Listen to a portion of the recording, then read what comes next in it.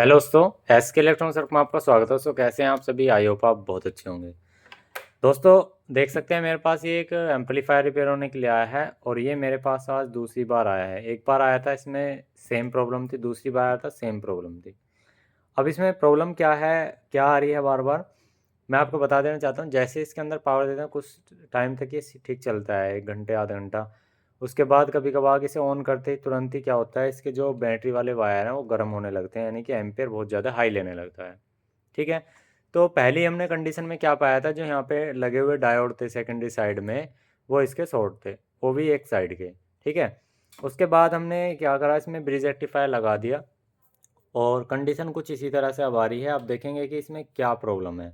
अभी मैं आपको प्रॉब्लम दिखा देता हूँ। पहले यहाँ पे मैं मल्टीमीटर को एम्पेयर मीटर पे सेट करता हूँ।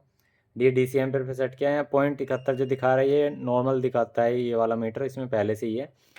तो जैसे ये देखिए, ये पॉजिटिव है, ये निगेटिव है। मेरे पास 12 वोल्ट का, और मैं इसे क्लैम्प मीटर के अंदर को निकालता हूँ।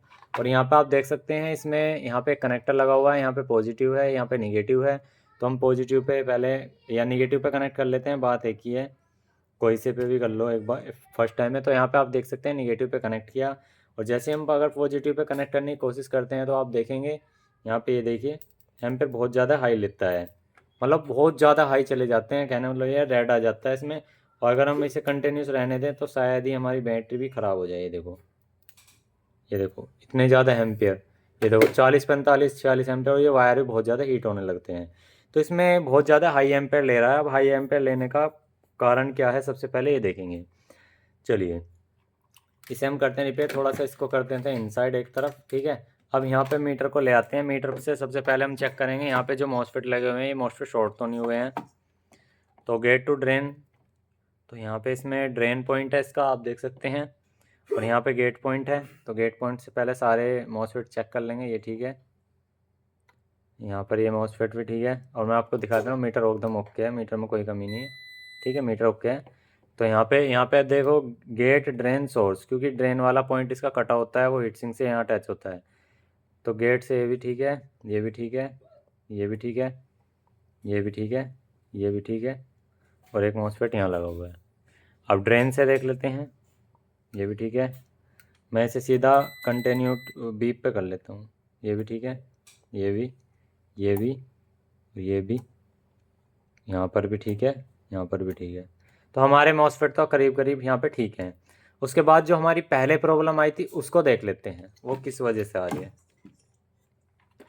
यहाँ पे हमारा ब्रिज रेक्टिफायर लगा हुआ है, हमने ब्रिज रेक्टिफायर यहाँ पे लगाया था आफ्टर मार्केट। अब इसमें प्रॉब्लम क्या है वो देख लेते हैं एक बार। पहले इसकी जो मेन लाइन है वो चेक करते हैं, जो इसमें इनपुट कराते हैं बीच वाले 2 लेग।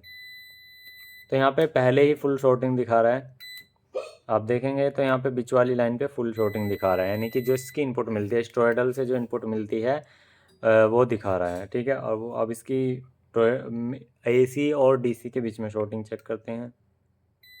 तो यहाँ पे भी शॉर्टिंग है, इधर की तरफ भी शॉर्टिंग है, यानी कि इसके इंटरनली जो डायोड लगे हुए हैं वो इसके शॉर्ट हो चुके हैं। तो पहले हम क्या करते हैं, इसको एक बार फ्री करके देखते हैं।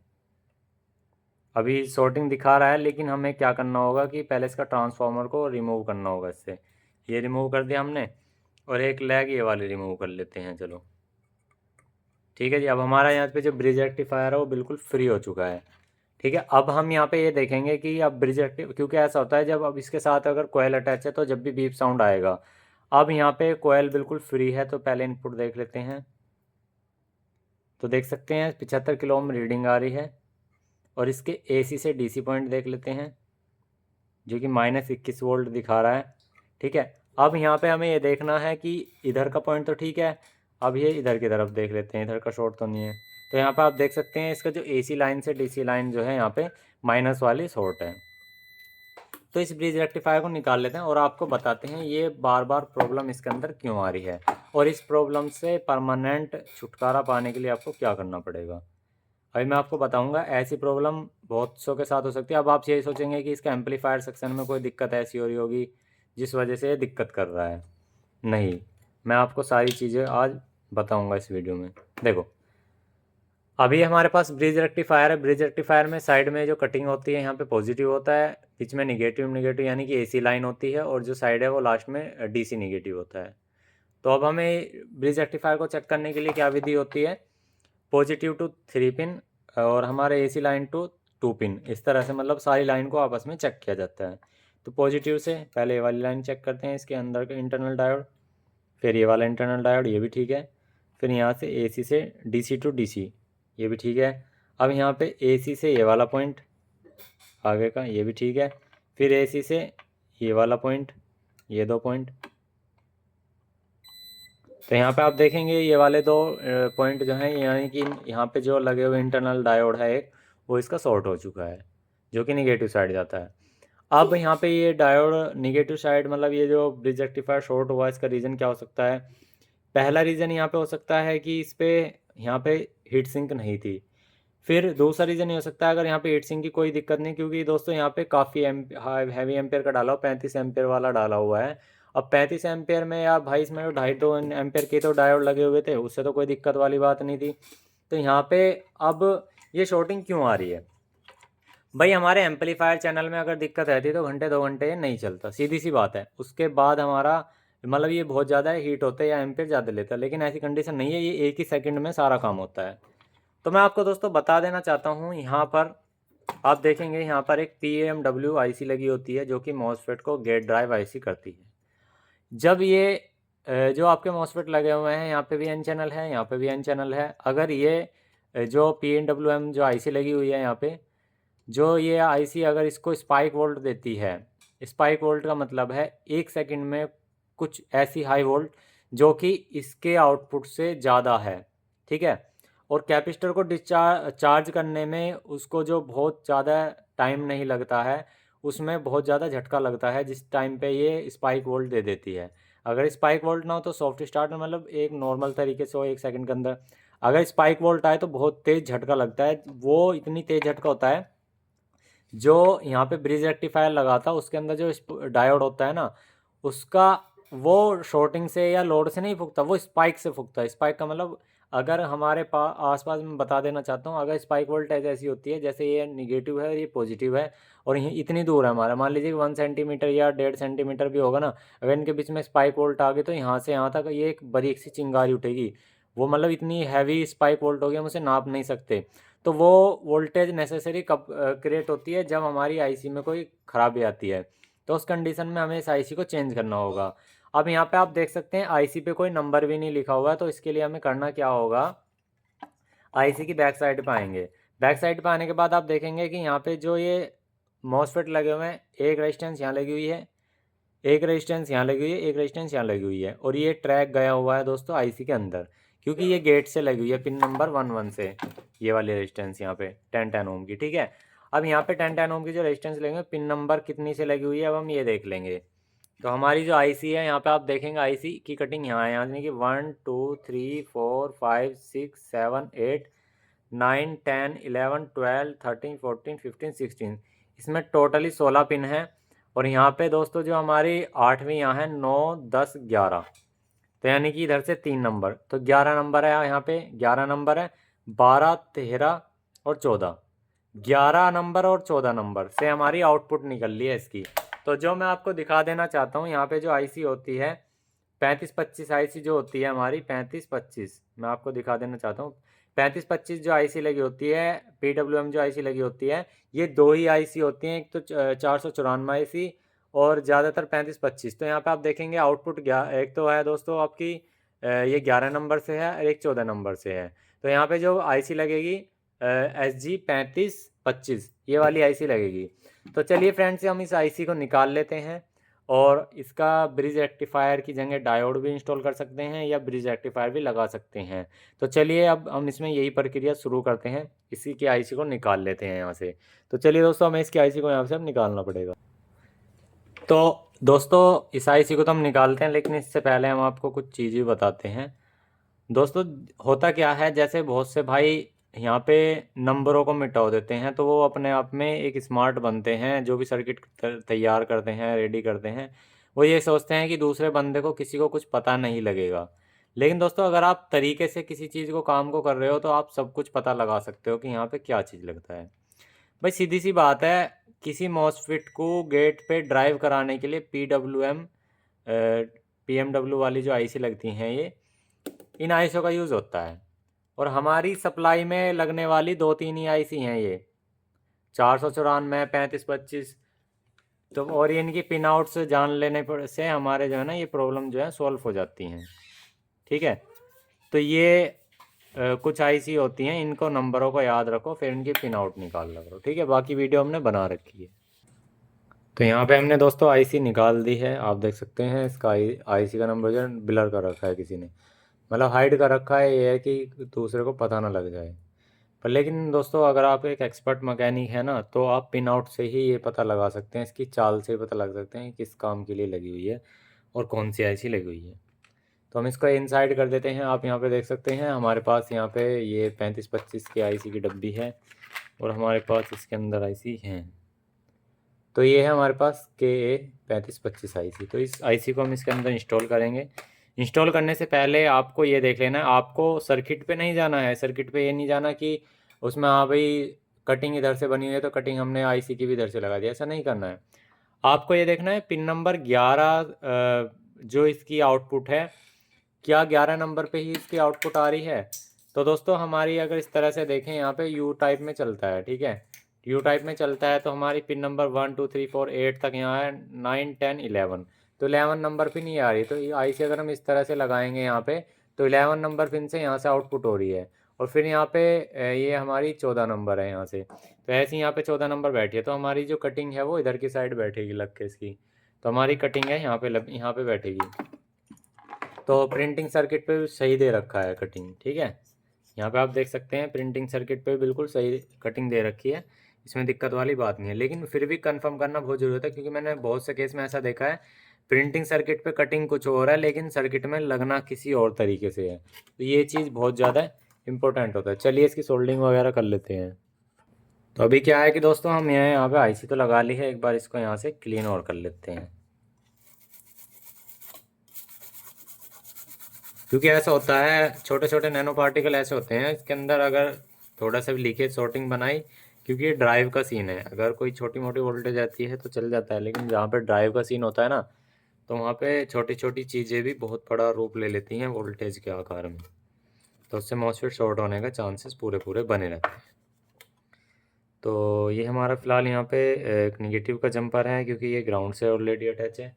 तो इसको हम यहाँ पे जंपर को लगा लेते हैं। यहाँ पे जंपर लगा हुआ है हमारा, तो ये ग्राउंड से है, ये भी हट गया है यहाँ से, जैसे भी हटा कोई बात नहीं, ये हमने लगा दिया है यहाँ पे। ठीक है, नीचे की तरफ दूसरी तरफ शॉर्टिंग ना हो उससे। अब यहाँ पे हमने वो लगा दिया है। अब हमें करना क्या है, जो यहाँ पे पहले डायोड लगे हुए थे वही डायोड हमें वापसी में लगाने हैं। तो यहाँ पे आप देख सकते हैं हमारे पास ये 5408 डायोड है। ठीक है, अच्छे वाला डायोड है ये।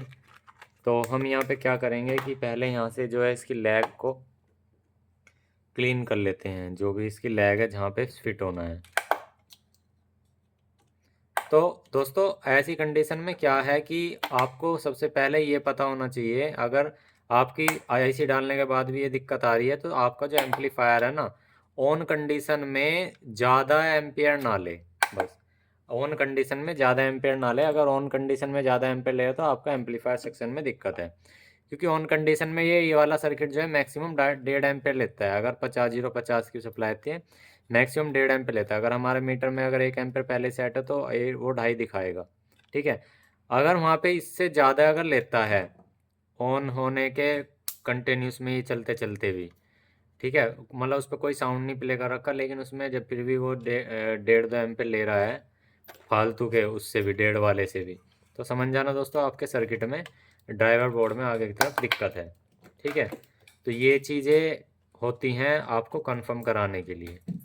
उससे पता कैसे लगेगा, अब यहाँ पे आप देख सकते हैं कि ये सर्किट की लाइन भी यहाँ पे हमने कट कर रखी है। इसको जोड़ने के बाद एम्पियर कितने बढ़ते हैं वो देख लेंगे और कितने घटते हैं वो देख लेंगे। ठीक है, अब हमने यहाँ से क्या करा, क्या ये हमने सारा चीज़ यहाँ से हटा दी। अब यहाँ पे चलिए डबल डबल डायोड लगाते हैं, उसके लिए आपका टाइम ज़्यादा नहीं लेंगे, यहाँ पे लगा देते हैं। तो यहाँ पे जो है ना दोस्तों, हमने अभी यहाँ भी डायोड डाल दिए हैं, आप देख सकते हैं, और यहाँ पर भी डायोड डाल दिए हैं। ठीक है, ये आईसी डाल दी है। अब मेरे हिसाब से इसके अंदर 100 के 100% ये बिल्कुल अच्छा एम्पलीफायर चलेगा। अगर ये फिर भी आया, हम फिर भी वीडियो बनाएंगे। अब हम दोनों कैपेसिटर पे वोल्टेज चेक कर लेते हैं, उसके बाद एम्पलीफायर को जोड़ करके तब वोल्टेज चेक कर लेते हैं और एम्पेयर चेक करेंगे। ठीक है, अब यहाँ पे आप देख सकते हैं एम्पेयर मीटर हमारा ऑन है और हम कर लेते हैं सबसे पहले से बैक साइड। देखो यहाँ पे क्या है, सप्लाई यहाँ से स्टार्ट हुई ना, तो यहाँ पे माइनस वोल्टेज और प्लस वोल्टेज को जोड़ने के लिए जंपर दे रखा है और बीच में ग्राउंड डायरेक्ट गया हुआ है। अब यहाँ पे हम दोस्तों सप्लाई जोड़ लेते हैं। देखो ये हमारी बैटरी है, ठीक है, यहाँ पे हमारा पॉजिटिव कनेक्ट हो गया, यानी कि जहाँ पे हमने रेड वाला ले रखा था, और यहाँ पे हमारा ब्लैक ब्लैक वाला कनेक्ट हो जाएगा। ये देख सकते हैं। अब यहाँ पे ये एम्पेयर जा रहे हैं सिर्फ माइनस के 0.32 के आसपास। अब वोल्टेज और कंफर्म कर लेते हैं जी। देखो यहाँ पे हमने ये रख दिया मल्टीमीटर। अब वोल्टेज कंफर्म करने की सिंपल सा है, यहाँ पर एक कैपेसिटर लगा हुआ है और एक कैपेसिटर यहाँ पर लगा हुआ है, दोनों का बीच वाला ग्राउंड है। तो हम नेगेटिव वोल्टेज और पॉजिटिव वोल्टेज कंफर्म कर लेते हैं। तो यहाँ पर देखते हैं, यहाँ पे प्लस के 48 वोल्टेज आ रहे हैं और यहाँ पर हम देख लेते हैं, यहाँ पे माइनस के 48 वोल्टेज बिल्कुल परफेक्ट आ रहे हैं। तो अब हमें सबसे पहले करना क्या पड़ेगा, एम्पलीफायर का कनेक्शन जोड़ने से पहले हमें इसके करंट को डिस्चार्ज करना पड़ेगा। करंट को डिस्चार्ज करने के लिए या तो भाई नॉर्मल इसके अंदर वो है, तो दोस्तों हमने फ़िलहाल अभी यहाँ से लाइन को कट कर लिया डीसी को, तो कैपेसिटर को टच ही कर लेंगे, कोई बात नहीं। वैसे तो इसका ये गलत तरीका है, आपको एक छोटा बल्ब लेकर भी कर सकते हो या रेजिस्टेंस से भी कर सकते हो। ठीक है, फिलहाल हमने यहाँ पे करंट म्यूट कर लिया। अब हमने करंट म्यूट क्यों किया यहाँ पे जंपर जोड़ने से पहले, ये भी आपको पता होना चाहिए। अगर हम यहाँ पे करंट म्यूट ना करते तो होता क्या, अगर यहाँ पे हम नेगेटिव वोल्टेज पहले जोड़ते तो दोस्तों वहाँ पे ड्राइव वोल्टेज जो है वो पॉजिटिव इसके बेस पे चला जाता। उससे क्या होता, क्या हमारे ट्रांजिस्टर शॉर्ट होने की शिकायत आती। तो नेगेटिव पॉजिटिव जब ही जोड़ेंगे इसके, जब यहाँ पे करंट डिस्चार्ज हो। तो अब यहाँ पे हमारा करंट डिस्चार्ज है, तो सीधी सी बात है यहाँ पे अब हमारा काम हो जाएगा। तो चलिए एक बार इसको जोड़ लेते हैं यहाँ पे।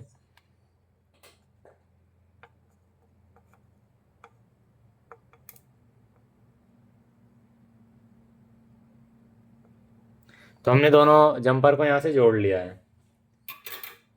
अब हम यहाँ पे इसको सेट को ऑन करते हैं और एम्पेयर देखते हैं कितने ले रहा है। तो यहाँ पे आप देख सकते हैं 0.6970 यानी कि 0.50 एम्पेयर ये ले रहा है। ठीक है, 0.50, क्योंकि 1 पॉइंट कुछ इसमें मतलब यहाँ पे 15 कुछ आ भी रहा था। तो ये बिल्कुल इसके अब सही एम्पेयर है, क्योंकि एम्पलीफायर को चलने के लिए जो ज़रूरत होती है 0.50 एम्पेयर की यहाँ पे ज़रूरत भी होती है, जो इसके इनपुट से आ रही है, जो कि यहाँ पे परफेक्ट एम्पेयर है। अब यहाँ पे वोल्टेज एक बार फिर से देख लेते हैं।